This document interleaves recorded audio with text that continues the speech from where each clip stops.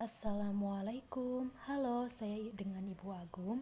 Nah, hari ini kita mulai pembelajaran manajemen pemasaran bank tentang segmentasi pasar, pasar sasaran, dan posisi pasar yang akan disampaikan oleh kelompok 1.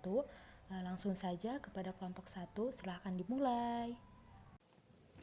Assalamualaikum warahmatullahi wabarakatuh. Kami dari kelompok 1 ingin mempresentasikan tugas dari Ibu Agum. Perkenalkan, nama saya Siti Rohana, di sebelah kanan saya Yeni Taryani, dan di sebelah kiri saya Afriania Khairunisa.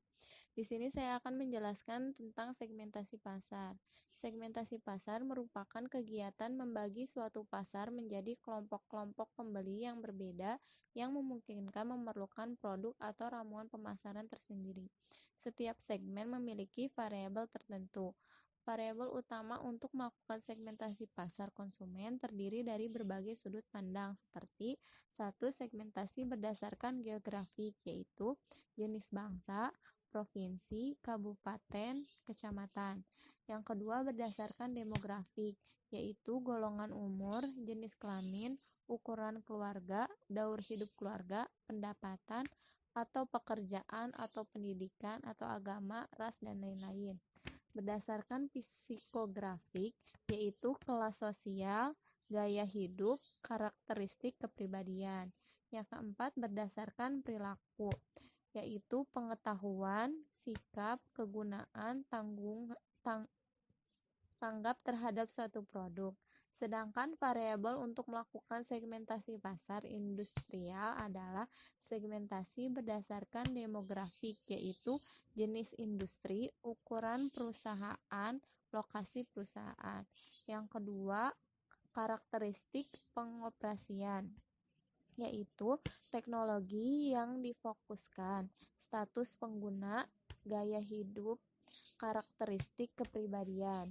Yang ketiga, pendekatan pembeli, yaitu organisasi berfungsi pembeli, sifat hubungan yang ada, kebijakan pembeli umum.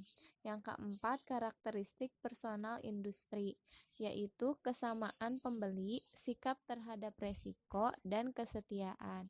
Sekian dari saya, selanjutnya akan dilanjutkan oleh Yeni Taryani. Baik, selanjutnya saya akan menjelaskan tentang pasar sasaran. Pasar sasaran artinya mengevaluasi keaktifan setiap segmen. Kemudian memilih salah satu dari segmen pasar atau lebih untuk dilayani. Menetapkan pasar sasaran dengan cara mengembangkan ukuran dan daya tarik segmen sasaran. Kegiatan menetapkan pasar sasaran meliputi: pertama, evaluasi segmen pasar yang meliputi ukuran dan pertumbuhan segmen, dan struktural segmen yang menarik dilihat dari segi profitabilitas. Kedua, memilih segmen, yaitu menentukan satu atau lebih segmen yang memiliki nilai tinggi bagi perusahaan, dan menentukan segmen mana dan berapa banyak yang dapat dilayani. Segmen dapat dilakukan dengan cara: pertama, pemasaran serba sama, yaitu melayani semua pasar dan tawaran pasar dalam arti tidak ada perbedaan. Kedua, pemasaran serba aneka, yaitu merancang tawaran untuk semua pendapatan, tujuan, atau kepribadian. Ketiga, pemasaran terpadu, yaitu khusus sumber daya manusia terbatas. Baik, cukup sekian dari saya. Selanjutnya akan dilanjutkan oleh rekan saya, yaitu Afriani Khairunisa. Yang ketiga yaitu menentukan posisi pasar atau market position. Nah, untuk menentukan posisi pasar, kita harus menentukan posisi kompetitif untuk produk atau suatu pasar.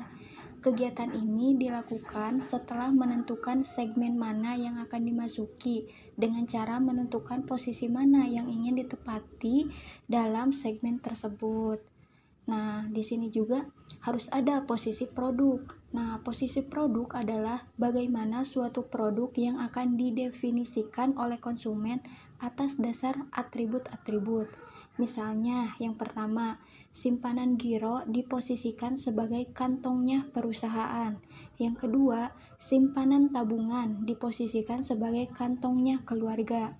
Yang ketiga itu, simpanan deposito diposisikan sebagai kantong sekaligus tempat investasi para investor. Nah, di sini juga harus ada strategi penentuan posisi pasar dapat dilakukan sebagai berikut.